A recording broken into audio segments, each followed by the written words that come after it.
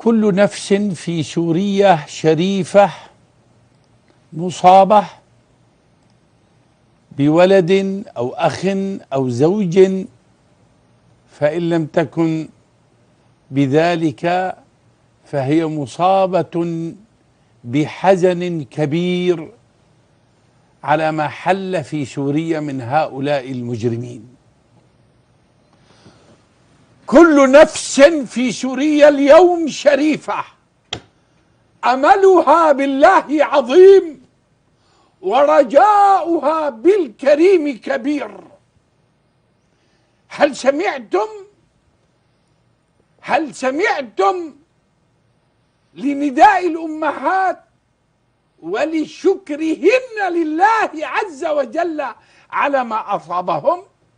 هذه هي يا أخي جزء عظيم من عقيدة الولاء التي سألت عنها، التوحيد الخالص لله عز وجل، وأن لا يصرف شيء من العبادة لغيره، سواء كان ذلك في دعاء أو في طواف أو في نذر أو في حاكمية أو في حاكمية أو في حاكمية أو في حكم، فكله لله والأمر كله لله. وأن نشكر الله وأن نحمده سبحانه وتعالى على القضاء والقدر وإن كان بلاء شديدا. فهذه المرأة على ما أصيبت تقول الحمد لله، قمة في الإيمان، قمة في الولاء والبراء في هذه القضية، مع المصيبة شكرا ولا ينازع ذلك حزن، لا مانع إطلاقا، كما قال فضيلة الدكتور وليد رشودي حفظه الله، وإن كان بالغ في بعض كلامه في حقي، لكن قال كلاما جميلا جدا. قال يمكن أن يجتمع الحزن مع الأمل، يعني الحزن لا يبطل الأمل. نحن نحزن لأننا بشر، ونحن نأمل لأننا مؤمنون. فالحزن طبع بشري والأمل للمؤمنين كبير. ليست قضيتنا كما قال الأفاضل سواء الدكتور والأستاذ خالد وغيرهم، ليست القضية في معركة أو معركتين، وليست القضية في أرض أو أرضين، وليست القضية في شهيد أو شهيدين.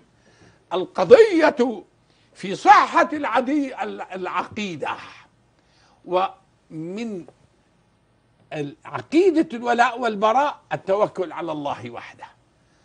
نعم، قال ذاك الأخ الفاضل من الساحل، قال إنه يا شيخ عدنان أبلغ المعارضة. ما هي لي من المعارضة ودعوني ساكت عنها.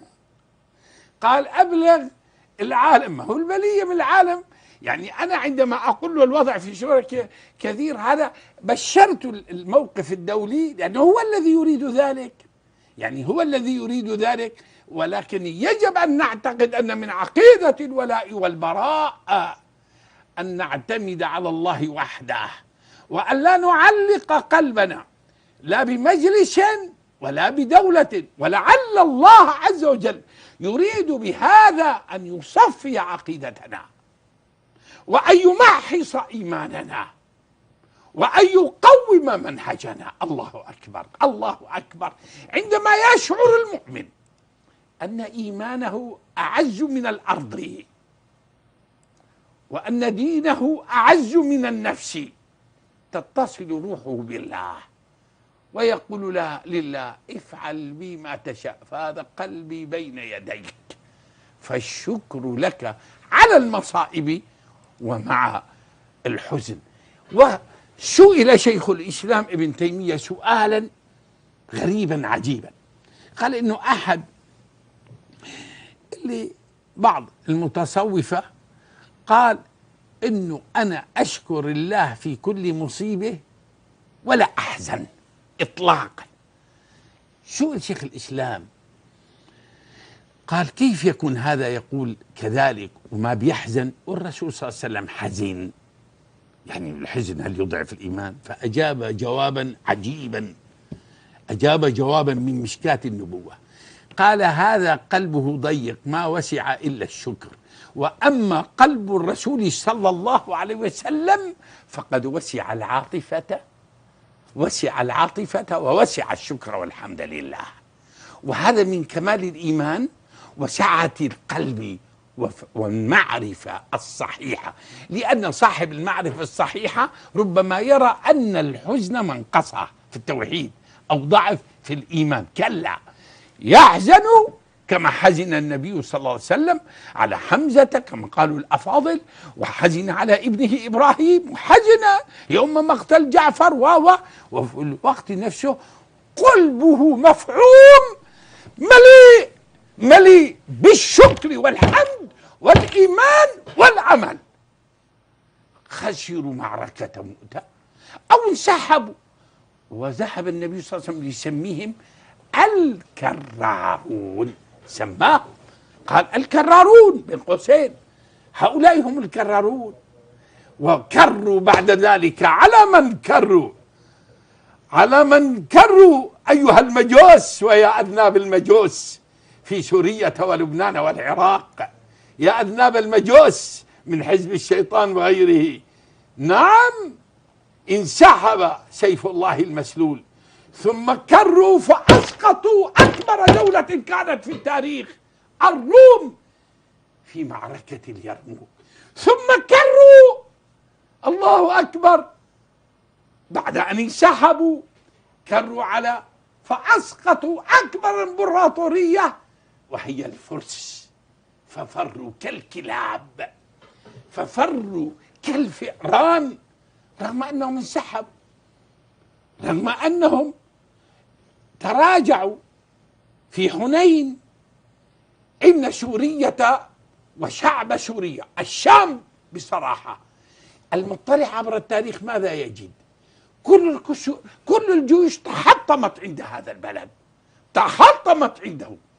التتار، المغول غزوا واجتاحوا العالم الإسلامي، فلما وقفوا في بلاد الشام قام لهم الأبطال والعلماء، وقام لهم شيخ الإسلام ابن تيمية، فجمع جميع المسلمين بكافة طوائفهم ومذاهبهم وانتمائهم تحت راية لا إله إلا الله، وإذا بالله سبحانه وتعالى يكافئهم بهزيمة منكرة لا تقوم للتتر بعدها ولا المغول قائمة. سمعتم الآن لهم دولة، حتى في بلادهم ليس لهم دولة، والإسلام قائم. وفر الفرس والإسلام قائم. أتظنون أن هؤلاء سيعيدون مجدهم؟ بلى، كلا والله. رسول الله صلى الله عليه وسلم قال إذا هلك كسرى فلا كسرى بعده، لن تقوم للفرس، لن تقوم للمجوس، لن يقوم للمجوس قائمة. سترون أن سوريا قلعة الصمود، أن سوريا الصخرة التي تحطم أو يتحطم عليها الظالمون ويتحطم عليها المجرمون، يتحطمون صنفا صنفا. هذا هو تاريخنا. مهما كنا ضعفاء، الله أكبر، الله أكبر. عندما كان المسلمون في الخندق وإذا بهم يحفرون، جاءت تلك الصخرة الكبيرة، ما عندهم معاول كافية، ما عندهم رافعات، ما عندهم شوكة، ما عندهم أي شيء، ما عندهم تفجير ديناميت. لكن وإذا بالنبي صلى الله عليه وسلم في حالة هذا العجز يضرب ضربة بالمعول ويقول الله أكبر، فتحت اليمن. الله أكبر، الله أكبر. كيف ينطق الرسول صلى الله عليه وسلم في هذا وما عندهم طعام يأكلونه؟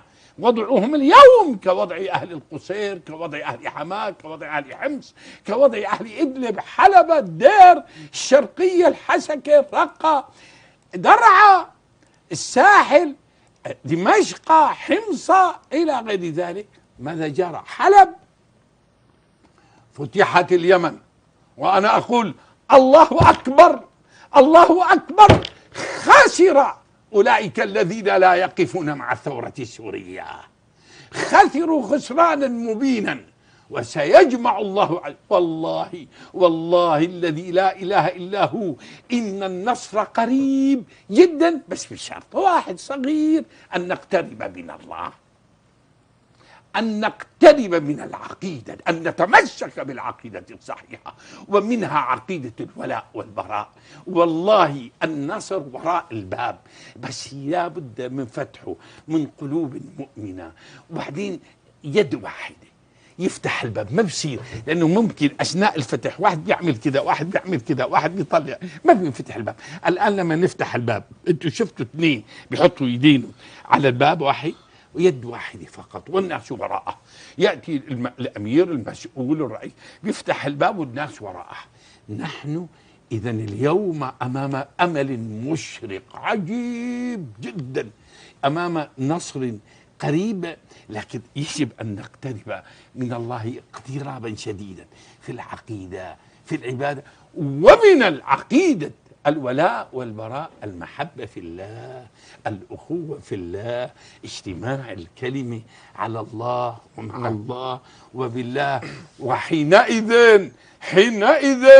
يفرح المؤمنون بنصر الله، وحينئذ سيعلم الظالمون أي منقلب سينقلبون.